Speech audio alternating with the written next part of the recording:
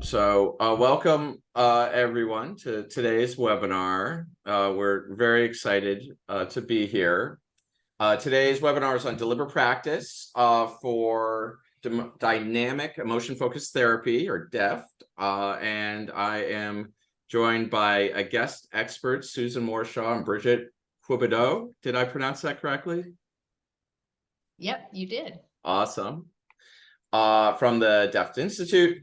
We are very excited to have Susan here. Susan created DEFT, and so you're getting a pure dose. And this is beginner level DEFT. So we're going to go over some beginner level concepts and specifically how we can use deliberate practice to enhance training in and skill acquisition in DEFT skills. So before I hand it off to Susan and Bridget, I'd just like to say briefly, I'm with the Sentio Counseling Center. We provide a low-fee sliding scale online therapy for California residents, starting at $30 a session. Something we are about to offer is our second supervision residency, which is an intensive program where we teach supervisors how to integrate deliberate practice into supervision. It involves a boatload of video based training with real supervisees. So if you're interested in that, please email me. I'll put my email in the chat. The other thing I want to mention is that these slides can be made available. If you want them, please email me and we can send you the slides. I think we might even be able to send you more slides.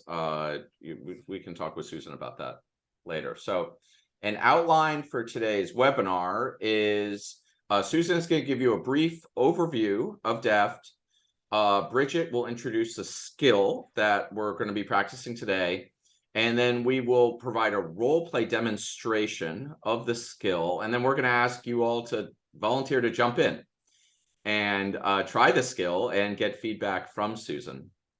Oh yeah, one other thing I want to mention is today's webinar is being recorded. And it will be made available on YouTube. The chat is not recorded. So you can feel free to ask questions through the chat. You know, when you're practicing the skills, you can type your answers in the chat. None of that will be available, you know, later on. That'll all be protected. Please, if you're asking questions, please don't ask any questions with confidential client information or anything like that, because this will be on YouTube. So why don't we jump in, and Susan, can you please proceed with the lecture? Thank you. Okay. Did you want any further introduction, Tony? Oh, sure. You want to introduce yourself? Yes, please. Yeah, I mean, that's fine. Yes. Well, first let me say that I may have made some slight changes in the slides, and I will give everybody any updated information. Just to share that I founded the DEFT Institute in 2012 to offer a training program, webinars, and workshops for psychotherapists. And I was moved to do that after having some profound revelations about the impact of shame sensitivity to open doors in treatment. And other revelations came to me as well after studying many hours of recorded session material. And we're just going to be going briefly over the skills in depth, but you can read much more in depth about this in my new book, Therapist Handbook to Dissolve Shame and Defense. In DEFT, we want to offer our clients an experience of the highest quality relationship to themselves, one that is profoundly intimate, both with ourselves and with others. And we're hoping to provide an experience, actually an experience of a relationship that is going to inspire an entirely new relationship to oneself and to others in the person's life. And how do we know this is happening? As some of the indications would be, clients might tell us, I have never felt so safe with anyone before. or no one has ever seen me this clearly. Or people in the client's life will tell them that they are noticing some significant changes. And people might mention a new freedom to express themselves, to connect with themselves in ways they never have before. So these DEF principles, please keep in mind, as we practice any skill, these principles are active in all interactions. Foremost, we want to practice shame sensitivity to create safety. And there are multiple aspects of this, which again, you can read about those. I believe in putting intuition before a model. Intuition first, attunement first. Within our model, we have freedom to move and to be our most authentic selves. We put a lot of emphasis on clarity of communication, specificity, and communicating with feeling. If we are vague or detached ourselves, the client is going to be more likely to feel lost and possibly ashamed. We want to convey compassion. This is a deeply felt, this is what's going on inside of us in a very real way. And we may have to do some work. I always have to do some work to move myself into the state of compassion, especially when dealing with some challenging obstacles. We always want to collaborate. We don't take on the role of I am the expert. I know it's best. Everything we do, we want to be sure the client understands, is on board, that we have permission. So we could, do you want to forward it, Tony? Yes, there we go. Okay. So I'm going to just go over very briefly some of the key elements in practicing DEFT. We attempt to co-create a partnership. We don't just assume a partnership. We begin by helping the client to give words to what it is that they most deeply hope for in therapy. We want to put the client in the driver's seat. We're not following our agenda, but theirs. And it could take more than one session to get clarity about what people really want for themselves. A lot of shame around exposing that. And it's something that we do throughout therapy. Out of respect, we want to inform the client about our approach, to see if they understand what we're proposing and how they feel about it. And that involves giving caring attention to our feelings, our bodily sensations, thoughts, and the state of our relationship from moment to moment. This is a wholly new way of relating for just about everyone I've ever had in my office. And a lot of people will feel anxious and intimidated, and we do a lot of work to help them get beyond that. We also do this in an intersubjective way, and that we're also tracking what's going on within ourselves internally, not only the client. We are continually attuning to the client's will to engage in this process, and that will can go on and offline at any time. Once the will is engaged, the partnership begins to come online in a very real way. Then we start to invite feelings.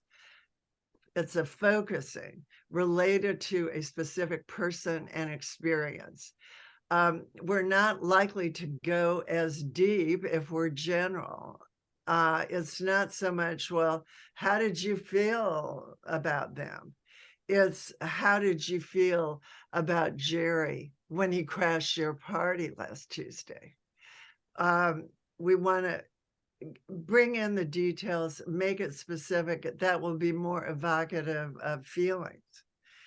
Then we use the healing triad to overcome treatment barriers. I wonder if we could go forward one here. Yes. Tony. We might Yeah. go forward and back for a sec. No, keep going. The healing triad, then the next one. So the healing triad, as I said earlier, we're helping people develop a relationship with themselves.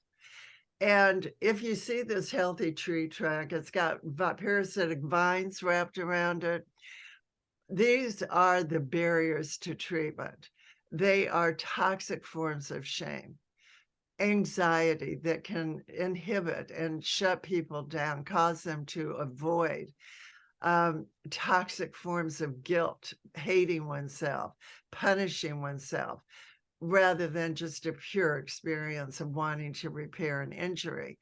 I have slides on probably 50 or 60 self-protective strategies, which you may also know as defense mechanisms, but these are the ways in which we protect against relationship trauma.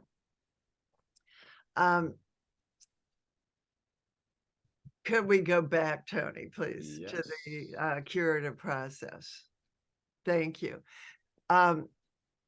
So as we are raising awareness of these barriers, we do so always while conveying compassion for the pain that they have wrought in a person's life. These barriers come with a huge price, and we're not just pointing them out dispassionately. We want to convey in very vivid language how sad it is that the ways in which the person suffers because of these barriers. We're helping the person to see how these are operating so that they can then have some choice over how they want to relate to these different parts of themselves. Typically, very often, as people become aware of their barriers and as they feel the therapist's compassion and empathy, very often a very amazing thing happens that I call the therapeutic transfer of compassion for self. And I can freeze moments in a tape when I see it happening. It's like all of a sudden someone is beginning to cry for themselves. They express regret they hadn't known this before. You see the awakening of the will to begin to relate to the self and others in a new way, which includes throwing the doors open to the free expression of what we feel. We're going to focus on the more avoided emotions. People don't need our help for what they can already do. And we do this by not only naming the emotion, but tracking the impulses in the body. These are energy currents in the body. We want to see where they're being experienced. Often they're stuck and frozen in the body. How do they really want to move? Energies want to move through the body and out. So we invite imagery to deepen the connection to feelings. And then once these, they've been called breakthroughs to feelings occur, unconscious feelings, then we begin to co-create a coherent life narrative. And this is very experiential. It's not cognitive, it's collaborative. I'm not telling the client what we just saw. We are reflecting together about what we have experienced together, what the barriers have been to, releasing these different parts of themselves, what it's like for them to expose parts that they didn't even know existed. And people can begin to make links between what they trauma throughout their lives and how that has shaped how they feel about themselves and other people. Great. That's it. Great. Excellent. So that's a great overview of DEFT. And so let's spend a little bit of time exploring the skill. So this is a introductory beginner level skill, correct, in DEFT. Not to suggest that it's easy with all clients. It might in fact be challenging, I think. If you could, briefly introduce this skill, and then also, Bridget, I think you were going to talk a bit about your journey in training, what it's like to train in DEFT, and then let's make sure to save a bunch of time so everyone can try this skill. Okay. Okay. So I'll go through the elements of this skill. The skill is mobilizing a therapeutic partnership for change, and we're highlighting 5 elements of that skill here. So the first being that desire is the engine of treatment. So we only proceed with therapy once we understand how the client hopes to feel or behave differently. So what's the internal change they're hoping for from therapy? And we only pursue what clients want for themselves, not our own agenda. We explore multiple goals, and we note them for frequent reference, especially when the process stalls. So for example, a client's avoiding feelings, and we might say, you said you wanted to be less detached and depressed. Does it still feel important for you to connect to your emotions? So when the client, this is the third element, when the clients struggle to clarify their goals for therapy, which is often due to shame, we empathize. So rather than confront self-protective strategies, we express empathy and compassion for the pain that they cause.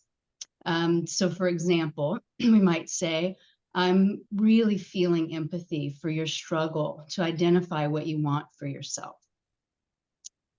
Then we clarify our limitations when the client's goals are beyond the scope of psychotherapy.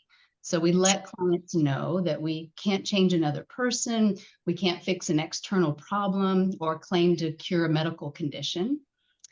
And then lastly, we re-clarify the client's goals whenever therapy stalls. And again, this is because it's the client's desires that propel treatment. So that's a quick overview of that. Thank you, Bridget. And yeah, could you just speak briefly about your experience in training? I think there might be some people here curious to hear about that. Absolutely. The part of my training that I wanted to highlight or share with people, I started the DEFT training. Let me get some water. I came out with a bit of a cold. Sure. Sorry, guys. The part of the training that I wanted to speak about, I came to the DEFT training when I was still in graduate school. So I'd never seen client before. And people in my training were always saying to me, oh, you're so lucky. You're so lucky to have this exposure this early in your career. And over the years, I've really felt into that, felt really, really lucky, mostly to have had the skills and principles, the DEFT skills and principles that have always felt really held me when I'm with my clients. I've never felt lost at sea, not that I know exactly what to do. But and the part I wanted to speak to here, it was the significance of embodying those principles and skills. That this training really changed me as a person as well as a therapist. So I don't have to go into sessions thinking to be collaborative or thinking to be shame sensitive. It's just become part of who I am and how I move in the world. And that's why I really love introducing this in this way and together with deliberate practice, where there's this shared focus on principles and skills and embodying them, because that's really what's been so significant for me and what's made me feel so held as a therapist and what I'm so grateful for. So that's what I was going to say there. Great. Thank you. Thanks. So let's see. So let's jump in for the skill. I'd like to keep the skill on the slide, but what I'm going to do is I'm going to put in the chat.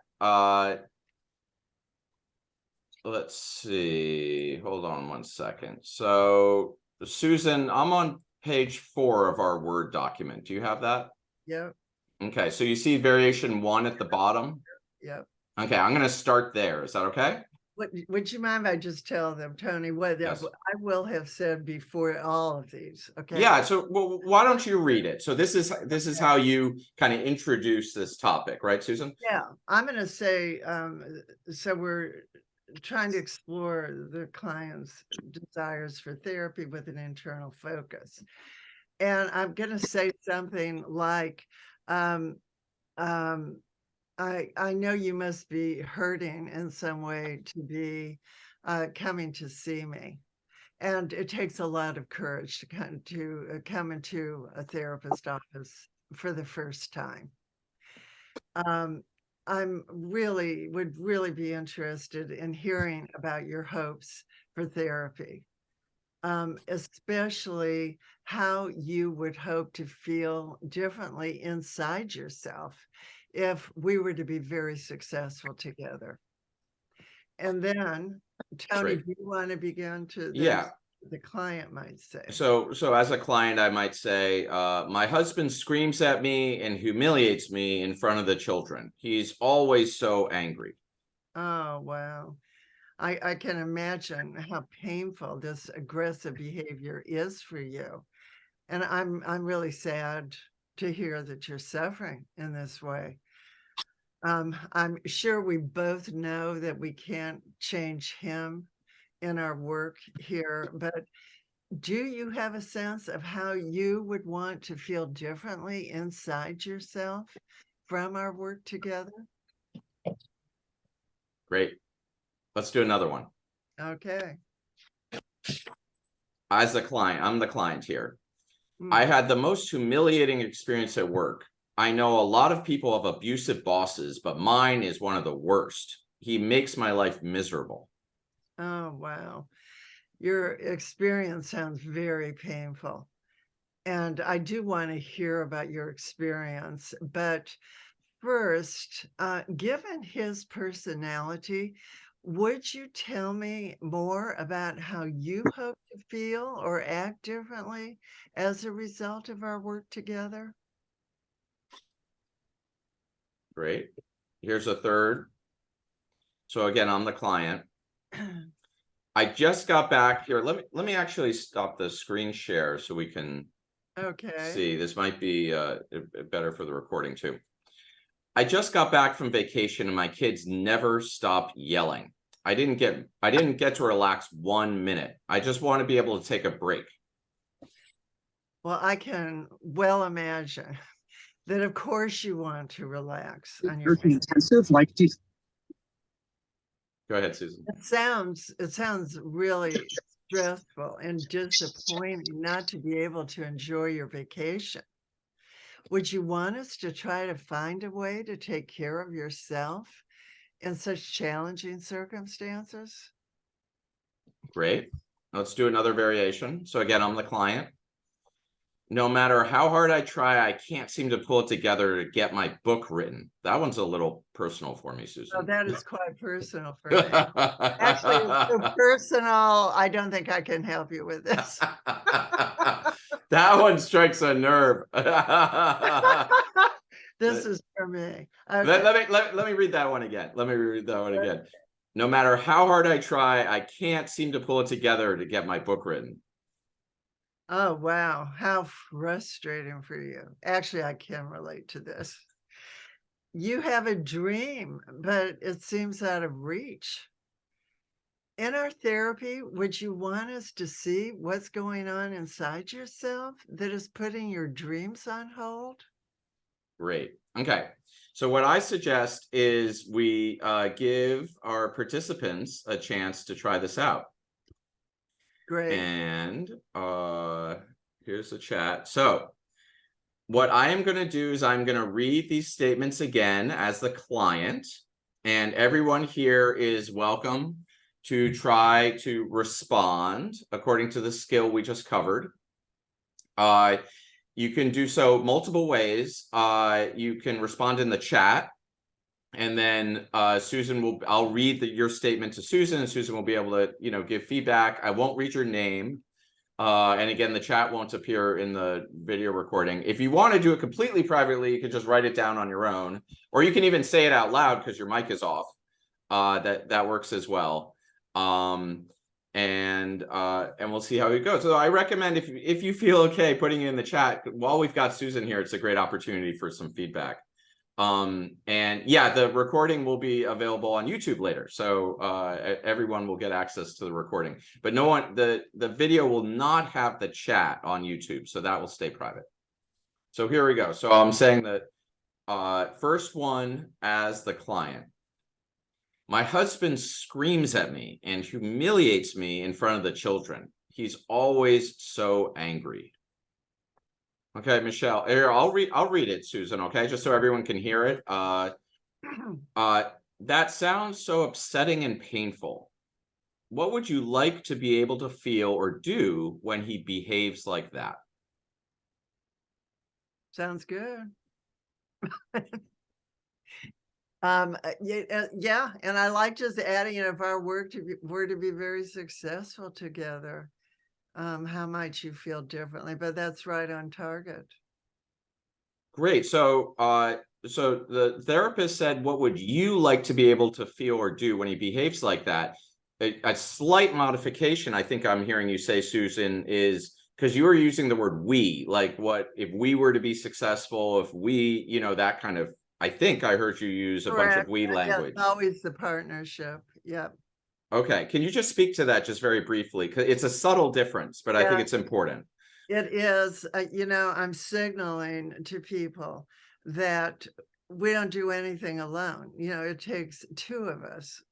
We're in this together. I want to convey all the time, you're not alone, and that I'm not going to be making anything happen by myself. Got it. And they don't have to make anything happen by themselves. It's a we. Got it. Okay. It's a very subtle, and like the statement as written could work definitely, but this is like a kind of a deft, there's like a deft culture of like there's a collaborative partnership, right? Very good. Absolutely. Yeah. Thank you. And that's part of the point of deliberate practice is we can, kind of nitpick a little, we can kind of tweak things and explore, because we don't have the client in front of us, so we can, kind of, play around with it. I'm going to read another one here, Susan. Okay. Yeah.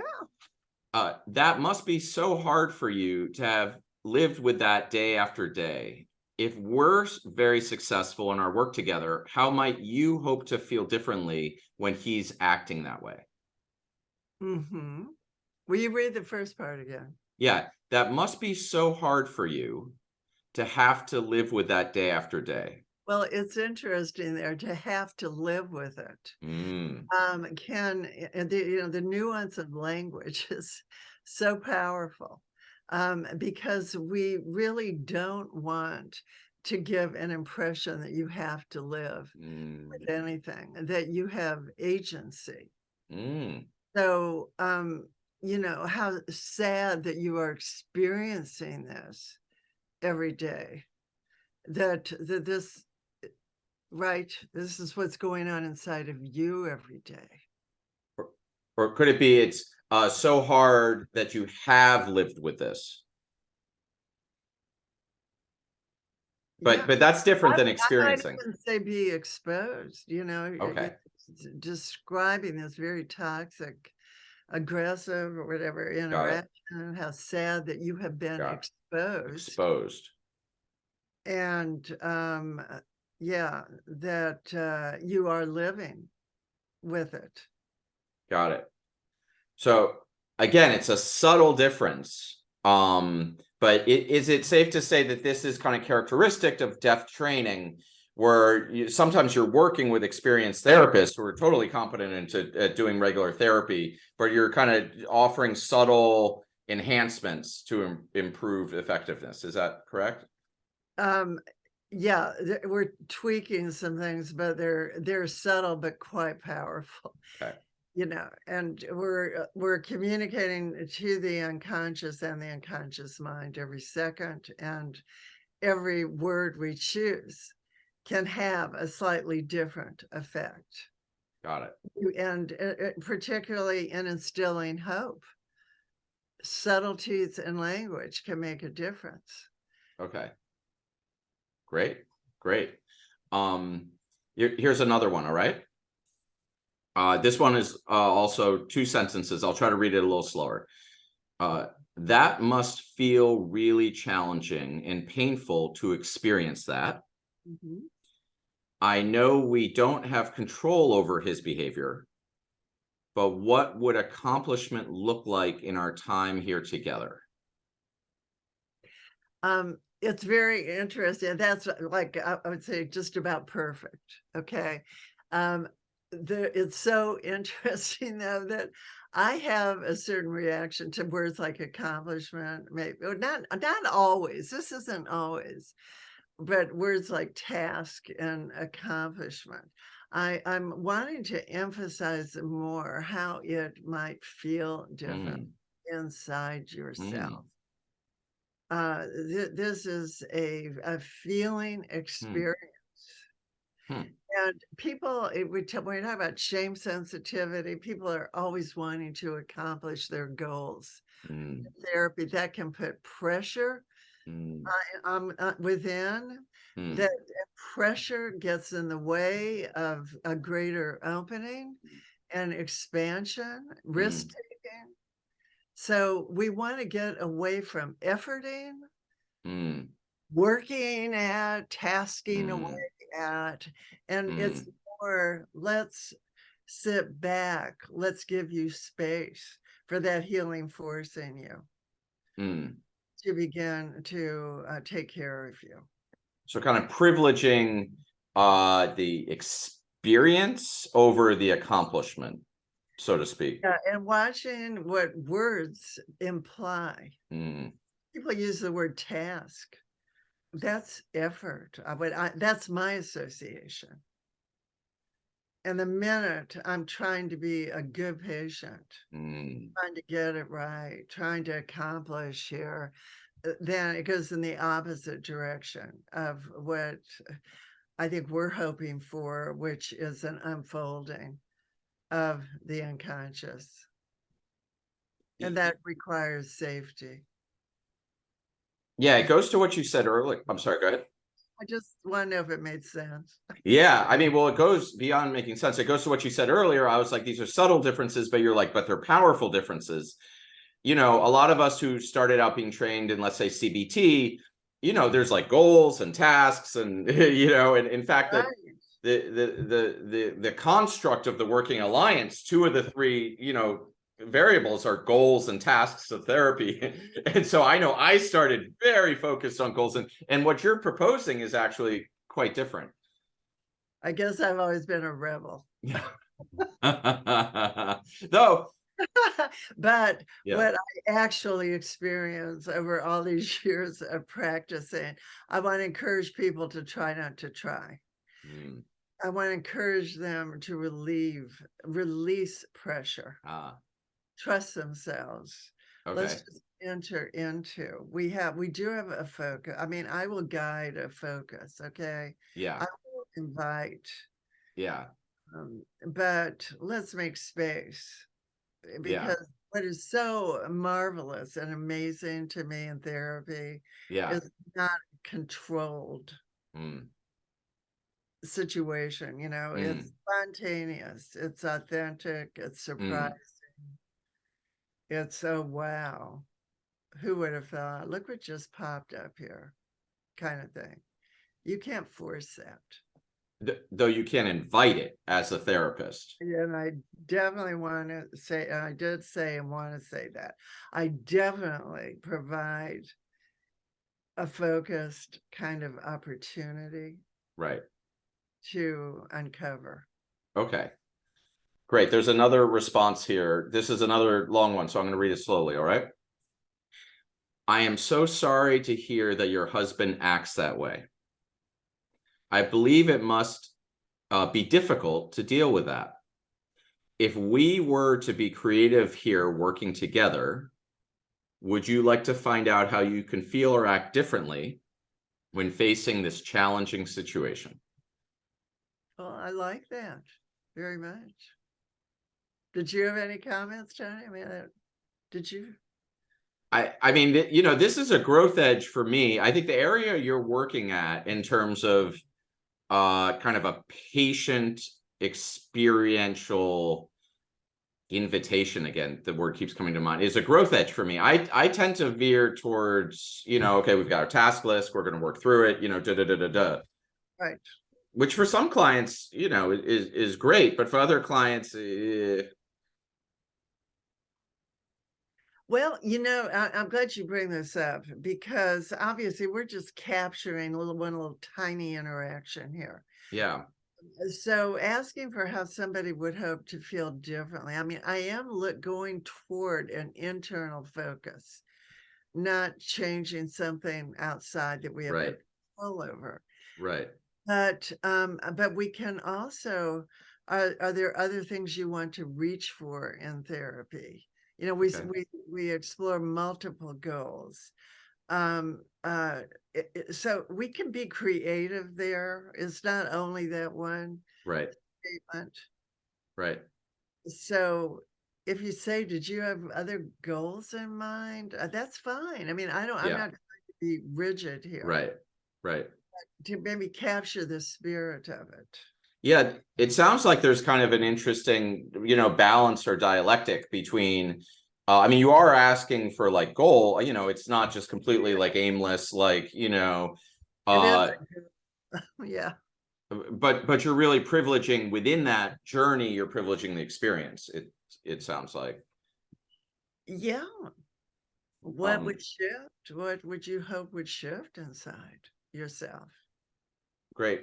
Michelle in the chat said these refinements are great. So I would echo that. How about we move on to the second client statement? We give people a chance at another shot at this. Sure. Okay, so here I am the client. I had the most humiliating experience at work. I know a lot of people have abusive bosses, but mine is one of the worst. He makes my life miserable. Um, Let's give people a moment to right, respond. right. Okay, I'm going to read the first one, Susan, okay? Mhm. That must be so difficult to go through. How do you hope to feel differently when experiencing that challenge through our work together? Yeah, yeah. I think that's good. You know, I mean, we want to certainly want to relieve your suffering, and say the last part again, Tony. And So that must be so difficult to go through. How do you hope to feel like the different? empathy. I like the empathy first. Uh-huh. How do you hope to feel differently when experiencing that challenge through our work together? Yeah, yeah. And we want to say these things with a lot of feeling. Yeah, I'm reading it off the screen, so I'm sorry. Yeah, Oh, it's like a teleprompter. Tony, it's not, I'm not responding. I'm not at all responding to how you said it. I'm just really thinking myself, Yeah. you know. Can you speak to that though? You know, that is, and that's something we can't really address through this model of practice today, Susan. But Yeah, can you talk to the importance of the therapist's tone of voice and body posture and everything? absolutely. It and this comes from more, I think, of a sense of intention within ourselves, to be compassionate as much as possible in every interaction. And people are telling us, so these aren't just words they're telling us, they are really suffering here. They're in, obviously, these situations, a lot of pain. And we want to allow their experience to resonate within us. It's not just what we say, it's our state of being, as we respond. And this is something we just develop over time, I think, with awareness and intention, that I want to let their pain land inside of me. I want to put myself, I want to put myself in their shoes. What would I feel like? You can imagine sometimes the despair, the humiliation, the agony that they're describing. And I want to let that resonate in my body. And when I speak to them, I want to convey, it's like, that would really hurt, or how I know the pain of humiliation. There's nothing worse. I mean, to be publicly humiliated is so painful. So you're really conveying that you're being affected. You're feeling what the client. Yes, I am in this, experiencing this with them. Right. I'm not a detached observer. Right. So something so in this model of deliberate practice, when there's a large group and people are typing in their, all we can really focus is on the contents of the words.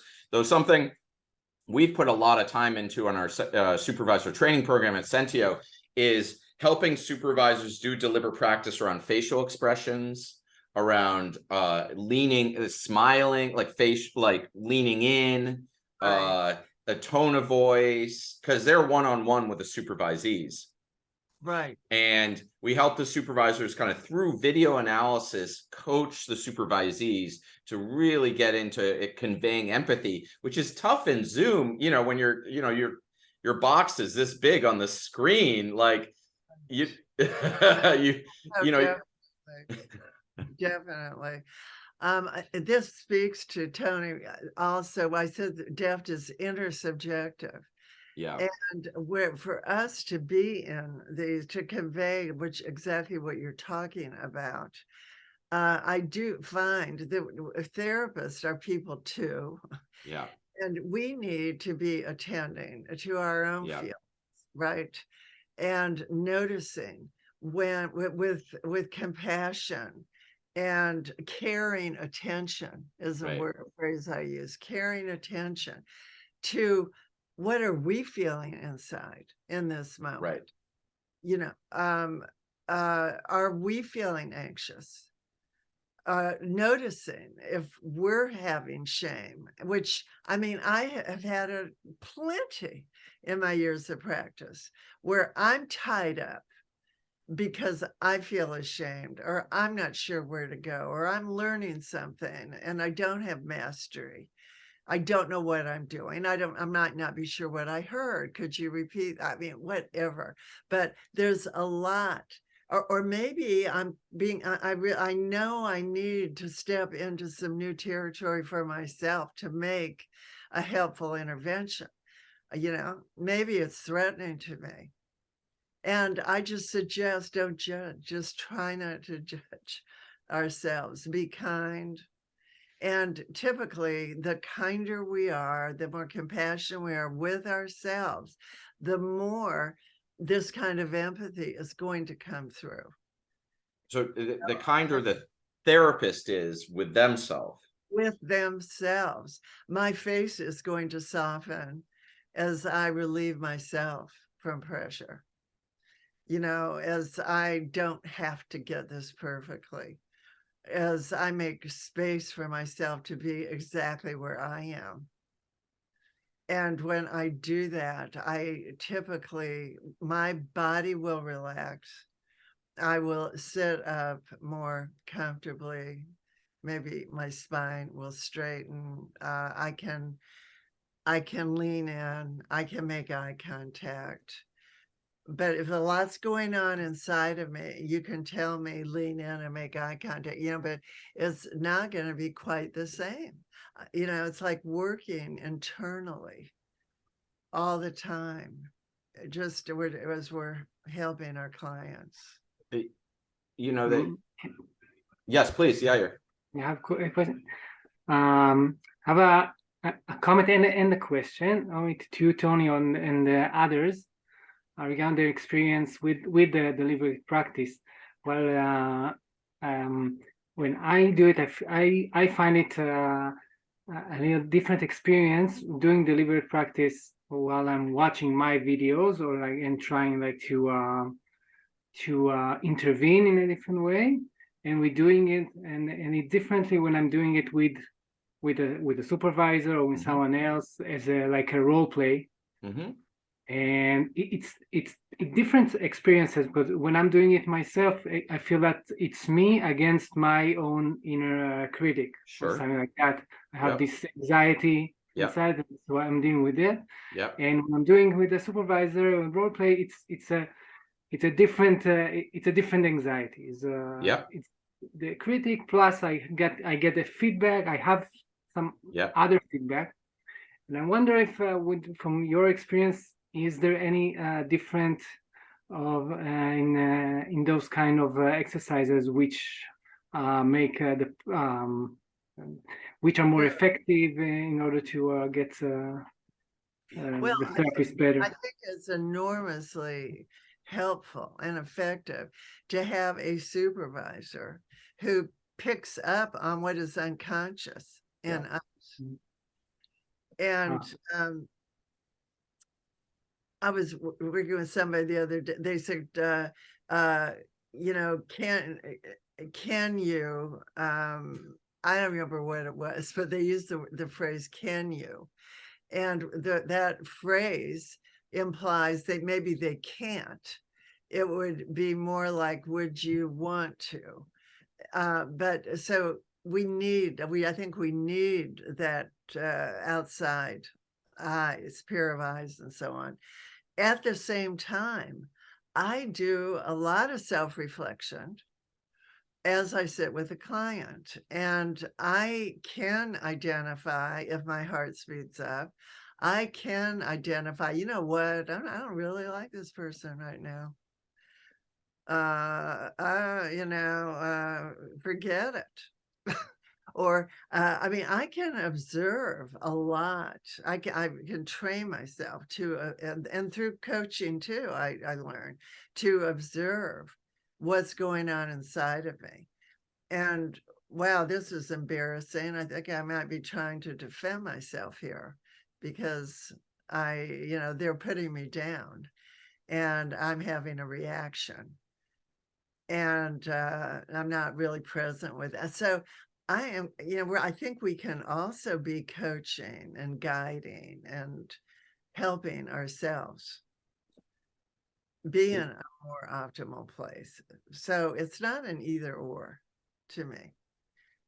Yeah, I would agree. The advantage to having a coach, especially a coach or a supervisor like Susan, who's really good with shame, is you'll notice Susan's creating a really safe environment here, that even though she's giving corrective feedback, there's like no shame to be found. It really kind of almost disarms the shame. When I'm just doing it alone, like yourself, Yair, I have to deal with my own shame, which can be productive, but it's like not always easy. And Tony, if I may, you know, I do try, like, reinforcing with our trainees, devaluing, the devaluing, judging part of your mind. Give attention. It's just as important as anything you'll ever do as a therapist. Try to develop that awareness of your own judging mind. And when you see it turning on you, soften. Give yourselves a break, you know, so it becomes a conscious part of our work to catch our own shaming mechanisms. I'd like to give Juliet an opportunity to ask a question. Yeah, thank you. This is a real rookie question because I'm still a master's degree student. Great.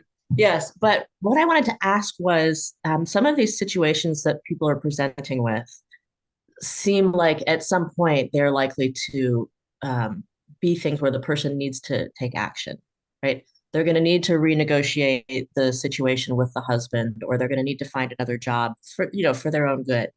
So, the other like therapies that I've been studying, some of them are really focused on the internal, some on the external, but this is the farthest I've heard on the scale of, we're going to set the stage at the very beginning, telling people we're only going to focus on your feelings, emphasizing that, right? We're only going to focus on your feelings, and we're not going to talk about it sounds to me like we're not going to talk about your relation with your boss, or we're just going to accept that your husband yelling is the way things are. So I was hoping you could speak to the connection between your approach that is very soft and opening, to changes that people might end up wanting to make or needing to make in their lives. That's really a great question. And it's interesting that what comes across is only, and I get how it could sound like that. There was one exchange where I said, I really want to hear about your experience. But it's just in that moment. Going forward, I don't want people thinking that we're going to change their husband, or we're going to or we're going to decide whether they should be in a job or not. That we are wanting to empower and strengthen selfhood. Mm-hmm. And so as people connect more and more to what do I really feel in that boardroom when my boss or who a CEO is clobbering me, what do I feel toward him, rather than collapsed and depressed and trembling and humiliated? We're going to explore alternatives if you allow yourself to have your feelings toward him. As people can own, typically there will be rage in these situations, and rage is empowering. And there are going to be complex feelings that typically break through. It's not only rage. But once people become comfortable with their complex feelings, then we can ask, so given what you have connected, when I ask people, how do you feel about what you connected with today? Invariably, they say, oh, I feel relief. My heart's not pounding. I can think clearly again. I notice I'm sitting up straighter. This is how I want to feel more of the time. Then I will say, so from this place, how does this experience guide you as to where do you take from this and applying it to what you told me you're experiencing with your boss? And they may say, I'm not going to take it. Or, you know what, this isn't how I want to live. And I've had a number of cases where people have had conversations with some really tough CEOs and declared or asserted where their boundaries are. I am very practical, just so you know that I'm really with you on how things manifest in the outside world is very important. This isn't just an internal experience. We are hoping that person's life is going to change. And other people are going to see their lives are changing. So definitely, how does this perhaps rage guide you? Yep. Can I speak to Julia? This is great because today we were focusing on kind of the introductory skill on how therapy gets started. And so how many skills are there in DEFT? 500,000. I mean, a lot. And so I imagine there's skills. Subheading. I imagine there's skills about, as I understand DEFT, there's skills later, more advanced skills about integrating, into life. You talked about that a bit. Translating the internal experience into life changes. And also, I don't have to keep behaving like I did when I was 5. Now I am having the direct experience of greater options. Now I see how I got stuck and arrested back there. Right. I now have new possibilities. And you know what? I'm going to exercise them. That's what I hope to see. Thank you, Juliet. That was an excellent question. So we unfortunately do have to wrap up. We only had an hour today. I want to thank you, Susan, so much. This is really wonderful. Thank you, Bridget. This was really great. We've got, fortunately, we've got another webinar coming on next week where we're going to get into more higher level advanced skills. And feel free to email any of us. I'm going to put my email here in the chat. Maybe Susan and Bridget, if you want to put your emails in the chat. I'll put the Institute email too. Okay, great. Where if people are interested in training or joining the mailing list, my and all email of that. Yeah. Would you put mine in there? Mhm. Wonderful. There were a bunch of people put in sample responses to the client statement, which unfortunately we didn't have time to go through all of them. But I want to thank everyone who took a shot at it today. It takes some courage to, put your sample responses in a room full of therapists. So I really appreciate that. And thank you again, Susan, for It's a pleasure. It's great. It's something I want to emphasize here is not just the kind of nuanced, feedback you were giving, but also just the culture of safety and training. Yeah. We spoke to briefly, I think is really important. You can really feel that even in just today's webinar. Great, Tony. And congratulations to you for your mega accomplishment, all that you're doing for our field. When I saw this statement about not being able to finish the book, I was like, oh my gosh, she wrote this for me. That was great. So, okay, we got to wrap up. We're over time. Thank you, everyone.